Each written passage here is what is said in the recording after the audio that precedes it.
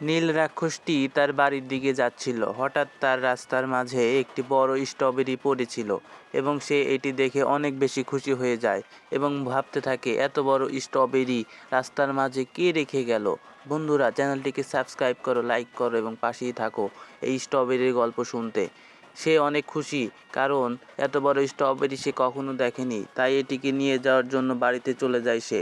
কিন্তু তখনই একটি দুষ্টু ডাইনি এসে স্ট্রবেরি দেখে সে এটিকে খেতে চায় এবং সে জানে না এটা নীল রাক্ষস আগে পেয়েছে এবং সে ভাবতে থাকে, এখানে স্ট্রবেরিটি বেশিক্ষণ রাখা যাবে না, যদি কেউ এসে নিয়ে যায় তাহলে কি করব।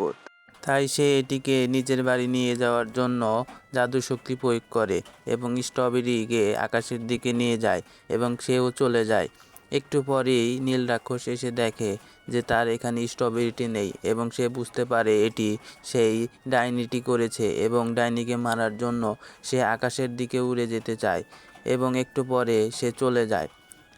বন্ধুরা, চ্যানেলটিকে সাবস্ক্রাইব করো, লাইক করো, সাবস্ক্রাইব মাই চ্যানেল, পাশেই থাকো।